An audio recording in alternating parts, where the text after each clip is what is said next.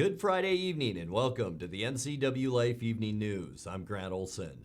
Before we get to today's top news stories, let's take a look outside our weather window from this Friday. And it really wasn't a bad day. We did see some windy conditions at times. In fact, our strongest wind gust was at around 1 o'clock this afternoon at 33 miles an hour. But generally our wind was between 10 and 20 miles an hour out there today with some blue skies, as you can see, and also some clouds out there.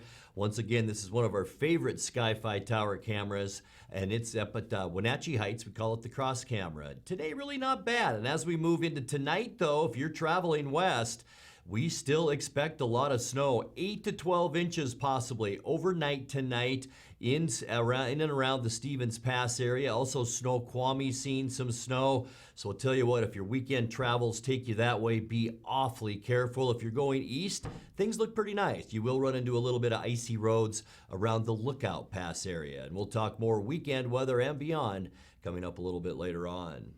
And now here are some of the stories we're following for you tonight. Governor Jay Inslee says all of Washington's 8 regions will remain paused at phase 2 of his Healthy Washington reopening plan, but gave no indication when restrictions on businesses and gatherings will be lifted. The Department of Health has issued a report on the risks of reopening schools amid the pandemic.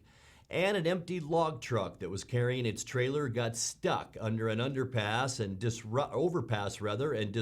traffic on Highway 281 south of Ellensburg this morning. But first, we begin tonight. Moses Lake police officers reported finding more than 3 pounds of methamphetamine in a home after responding to a sexual assault call Tuesday night. Police say during their investigation, they found evidence of illegal drugs at the home in the 800 block of Winona Street and then obtained a search warrant. They say that search turned up the meth packaged for sale and smaller amounts of cocaine, heroin, mushrooms, and pills. Arrested on multiple charges was 41-year-old Joshua Mosley. Police say they also found 4 handguns in the home, and all 4 occupants are convicted felons who are not allowed to possess guns. Mosley faces charges of maintaining a drug house, possession of meth with intent to deliver, unlawful possession of the other drugs, and 4 counts of felon in possession of a firearm. Governor Jay Inslee says the good news is all of Washington's 8 regions will remain paused at phase 2 of his Healthy Washington reopening plan and will not be going backward. But Inslee gave no indication when more restrictions on businesses and gatherings will be lifted. At a press conference yesterday, Inslee said it could be several weeks before the state develops a phase 3 of his roadmap to recovery plan. Reporters pressed the governor several times on what that meant, but Inslee gave few specifics. People and businesses can just have a sense of what to plan for, even if it's a bit down the road. Well, we need information to be able to do that in an effective way. We want to give people the truth. We want to give people as much predictability as we can provide them. We know how important that is to businesses and everyone else. But it would not serve their purpose to give them a plan that later didn't come to pass. Now it's the end of February. Does that mean we will not reach phase 3 until at least the end of March? Well, not necessarily. It could be earlier than that. If we get some very clarity on the variants, if we get further clarity on the ability of the vaccines to knock out the variants, that could happen before then.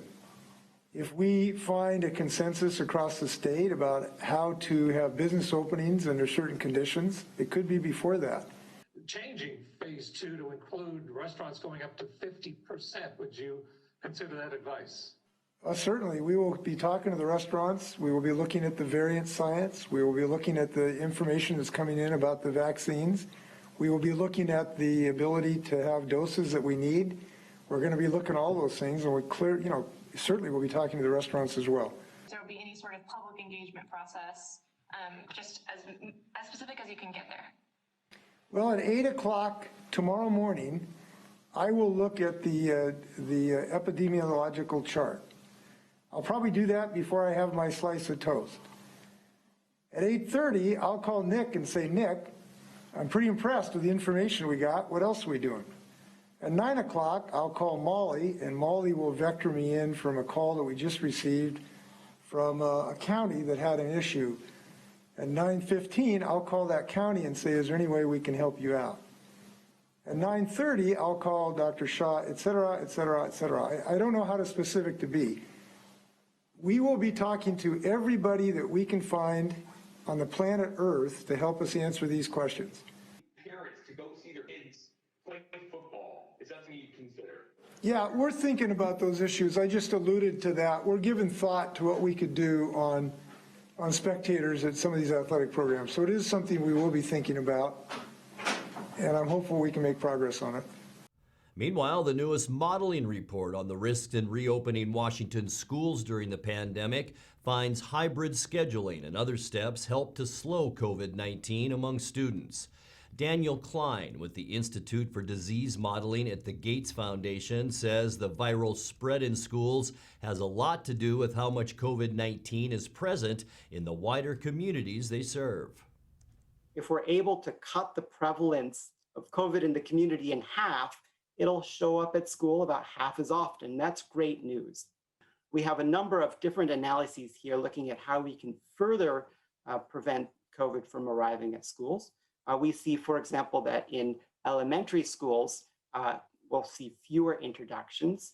We see value in some of the diagnostic screenings. For example, a weekly antigen test could reduce introductions by as much as 50%.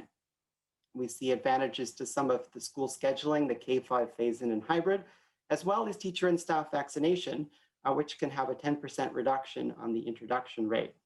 And overall, we find that these kinds of countermeasures are able to reduce the frequency at which introductions occur, but we can't completely stop it.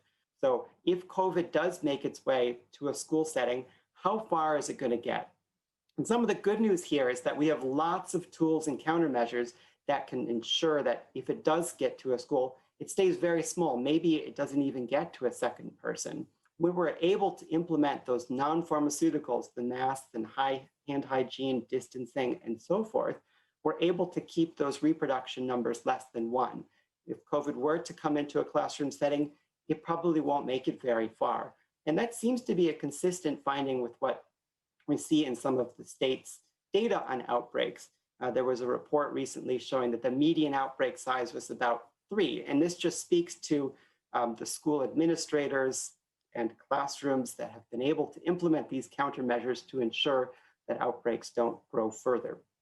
If there are, however, gaps in those non-pharmaceuticals, we're not able to implement all of those layers, or perhaps due to the more transmissible variants, the B117, perhaps B351 as well, then what the model shows is that you are maybe then going to see larger outbreaks. And then that's when those other layers become so important.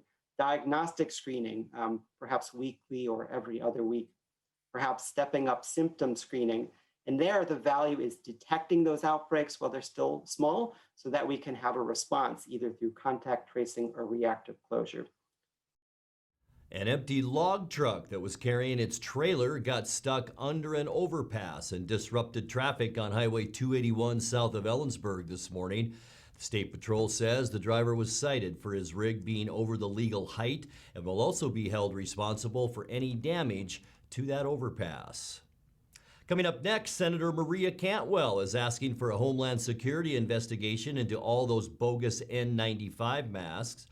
4th District Congressman Dan Newhouse is arguing against the creation of about 1.5 million acres of new federal wilderness areas in the West, including 132,000 acres of land in Washington. And the Kashmir Museum in Pioneer Village is looking for a new executive director. I'm Grant Olson, and you're watching the NCWLIFE Evening News.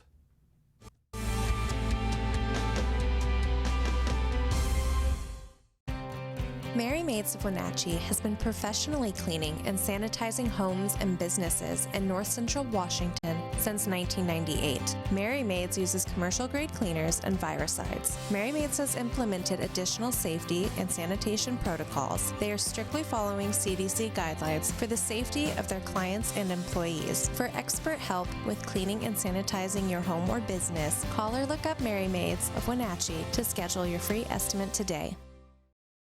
Link Transit is ready when you are. With enhanced health and safety measures, we've installed upgraded air purifiers and safety partitions between drivers and passengers. Plus, the interior of all of our buses are thoroughly cleaned and disinfected every day. When riding Link Transit, please remember to wear a mask, maintain physical distance, sign up for transit alerts, and stay home if you are sick. Healthier Transit is here. Go to linktransit.com to learn more.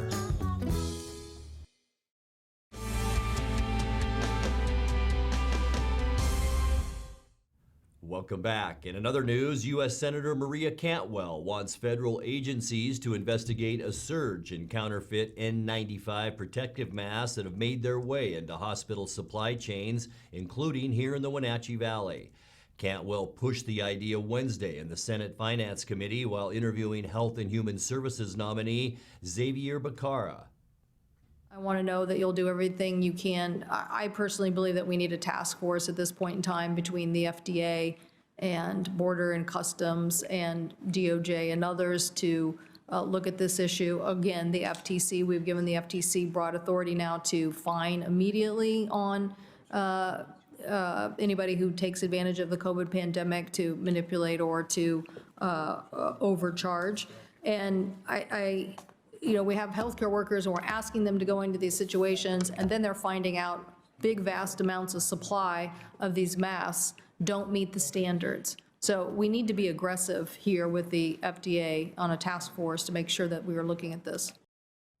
A bill passed the U.S. House of Representatives today to create about 1.5 million acres of new federal wilderness areas in the West, including 132,000 acres of land and 450 miles of riverways in Washington. 8th District Congresswoman Kim Schreier voted in favor, but 4th District Congressman Dan Newhouse opposed the measure. On the House floor yesterday, Newhouse noted the protections would bar natural resource exploration on those lands. By further preventing responsible energy and resource production on federal lands, we are harming our nation's energy industry, but we're also harming our workers by destroying their jobs. We're harming our students by cutting their public school funding. We're harming our communities by slashing their state and local budgets. You see, Mr. Speaker, we are siloing off the effects of the pandemic from the actions and consequences of the federal government's regulatory mandates.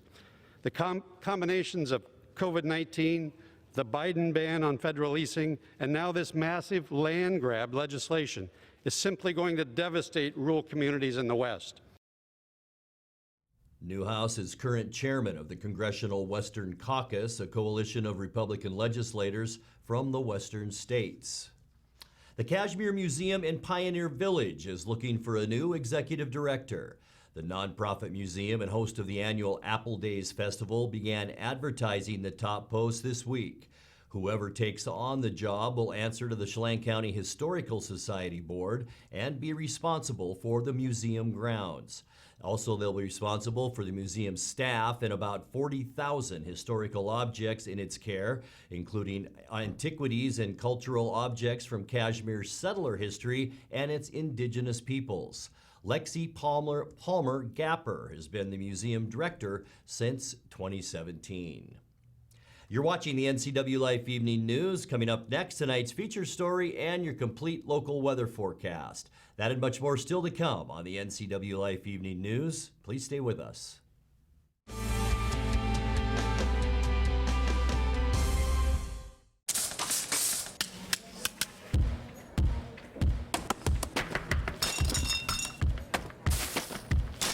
At Winco, we do everything.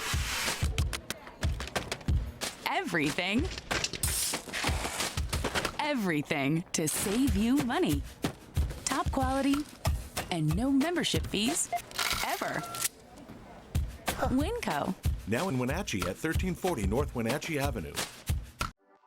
Winter is a great time to trade in your current hot tub. Turn your old hot tub into money with Blue Lagoon Pool and Spa's trade-in program. You can save $500 to $1,000 off of any new artesian spa or take advantage of a free Bluetooth music experience. Blue Lagoon Pool and Spa recommends draining your hot tub every 3 months. Ask us about our drain and refill special. Stop on by Blue Lagoon Pool and Spa today.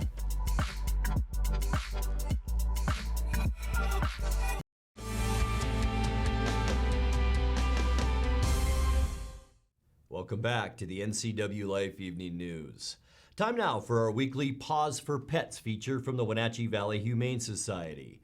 Tonight, NCWLIFE's Megan McPherson introduces us to Harley the Dog.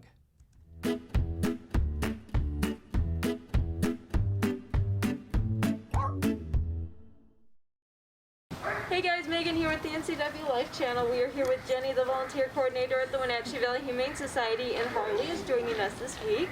Can you tell us about Harley? I sure can. Harley's been with us for a little while. She's a little fearful of people at first, but once she learns to trust you, she really warms up quite well. Harley, one of her favorite games here is we're learning to touch with her, so Harley, touch. Good girl. Good girl.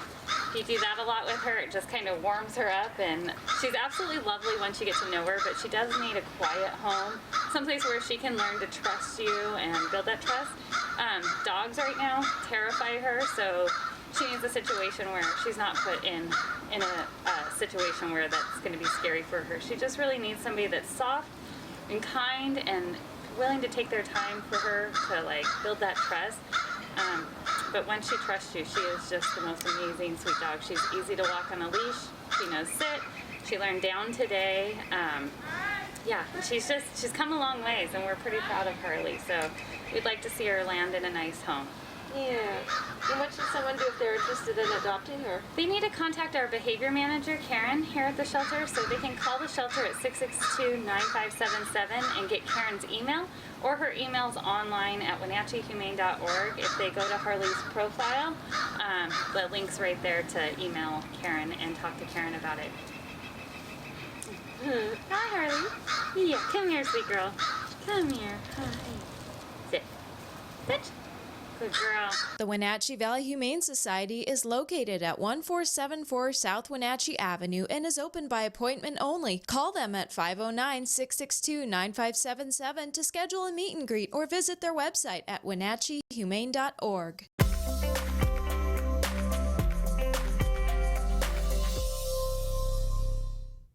Time now for a check of your North Central Washington weather forecast. I hope you all had a great Friday today. And other than that wind out there, it wasn't bad at all. Unofficially, high temperature today, 47 degrees.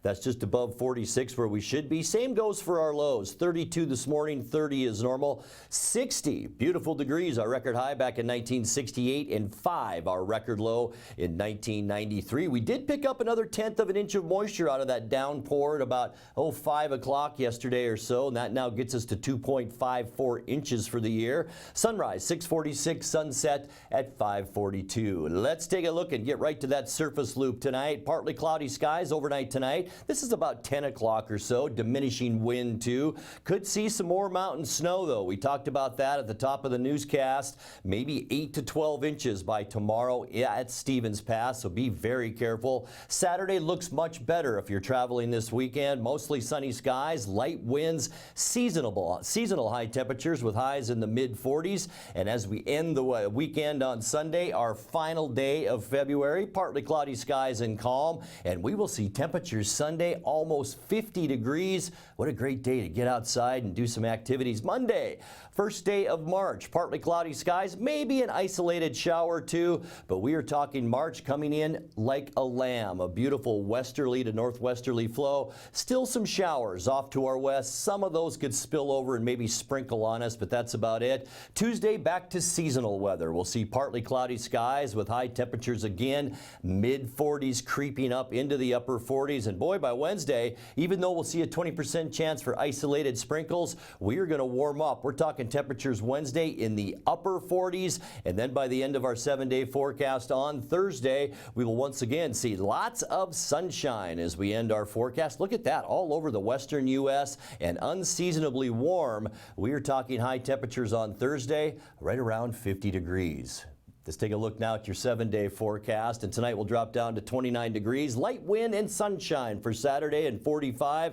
Partly cloudy skies then Sunday, Monday, and Tuesday, with temperatures generally in the mid to upper 40s before we really begin to warm up on Wednesday and Thursday, with temperatures then in the upper 40s to near 50. And that's a look at your local weather forecast. Coming up next, tonight's sports report with Eric Granstrom and more as the NCWLIFE Evening News continues right after this.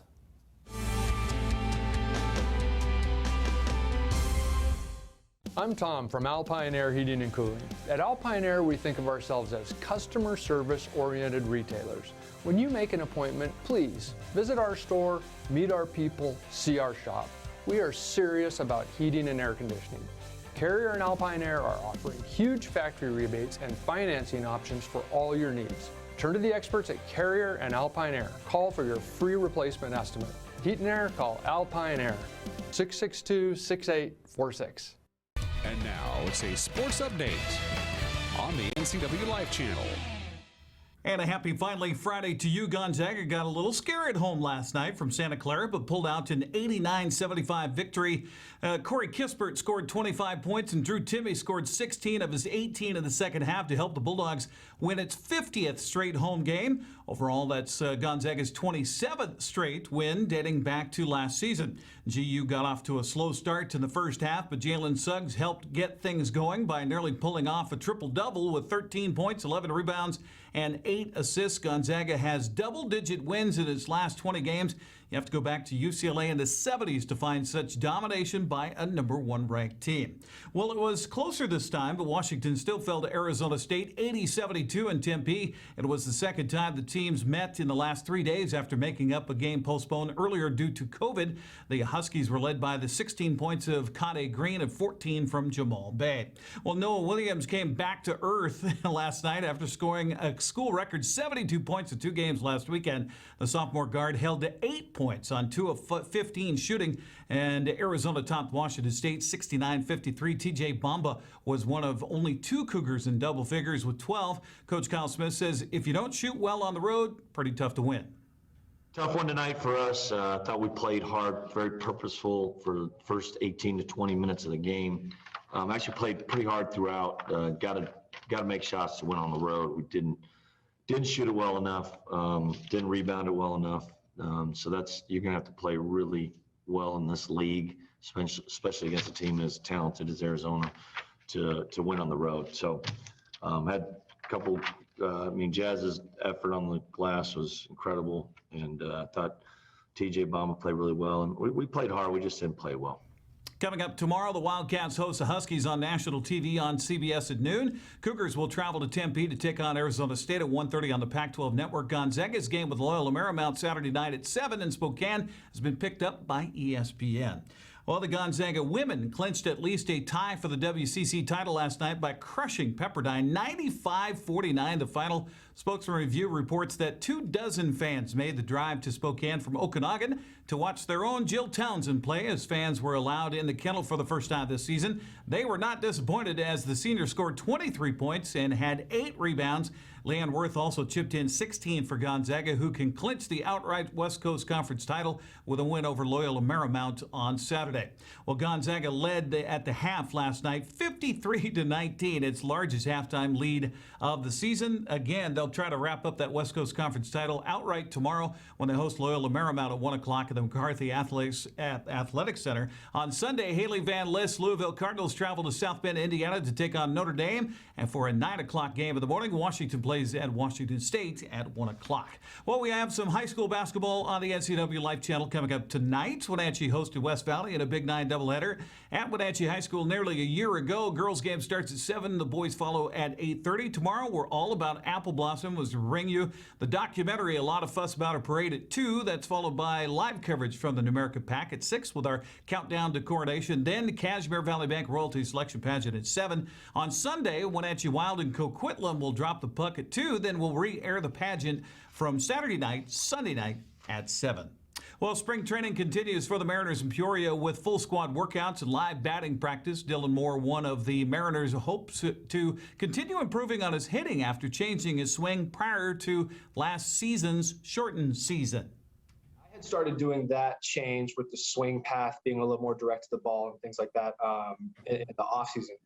Before the original spring training. But I did continue that after we got shut down there in spring training and in quarantine, just kind of on the offensive side, just staying a little more direct to the ball and increasing the consistency of solid contact in my swing. Once you get in camp every year, you're always excited and the workouts are fun. And then after you you're going through about day 5 or day 6, it's like, okay, when do we play games?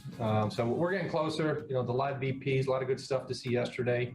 But the stuff that our guys are firing out there is pretty awesome, pretty electric. We'll continue to hit on our fundamental stuff today. Really gonna, hone in on our base running. There's some low-hanging fruit that we can get better at as a team, and we're going to talk to the guys today about that. Our coaches have put together a really nice, video slide presentation, breaking it down, looking at the data and different things we can do there to force us to be even better. I thought we had a really nice year base running last year, one of the leaders in stolen bases, but there's so much more that goes into it. So we're spending a bunch of time here early in camp, really stressing that. Seattle will play its first Cactus League game against San Diego Sunday at 12:10. Then they'll take on the Cleveland Indians Tuesday and Chicago Cubs on Wednesday, just 35 days away from opening day. Well, rumors continue to circulate about the future of Russell Wilson in Seattle. ESPN is reporting that Wilson's agent says the veteran quarterback never asked to be traded from the Seahawks. However, if they were to trade him, he'd only consider going to Dallas, New Orleans, Las Vegas, or Chicago. Wilson showed his frustration following the Super Bowl after sitting and watching Tom Brady win yet another title. He admitted that he's tired of being sacked, hopes Seattle gives him some say in personnel decisions moving forward. That created a firestorm of speculation that Wilson wants out of Seattle. The Athletic had a revealing article yesterday unveiling a power struggle behind closed doors between Wilson and Seattle coach Pete Carroll. Wilson's all about his legacy and wanting to be the best quarterback to ever play the game. Carroll just about winning and not turning the ball over, something that resulted last year in the whole let Russ cook offense that ended with the firing of offensive coordinator Brian Schottenheimer. That's a look at sports news. I'm Eric Grandstrom. Have a safe and sane weekend. See you tomorrow for the pageant. See you Monday back here bright and early. Grant, back to you. Thank you, Eric. And as we leave you on this Friday night, Quincy police said today that they very much appreciate recent public shows of support for their department. That support has come in the form of rocks painted with messages and signs of thanks throughout the community.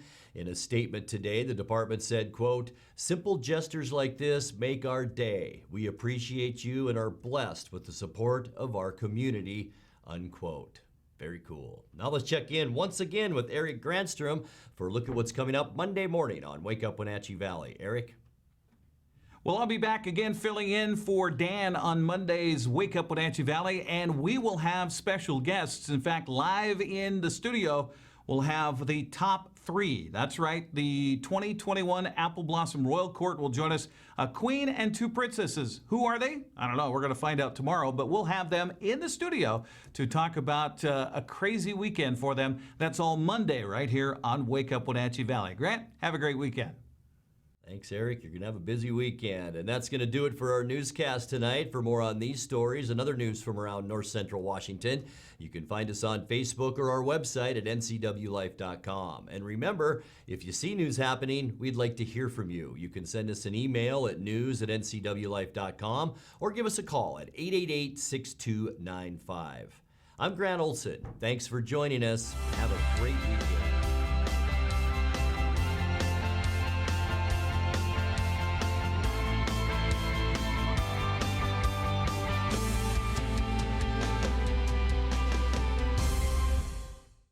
Take on the new year in a new Ford from Pat Armstrong Ford. From premium grade muscle to unparalleled performance.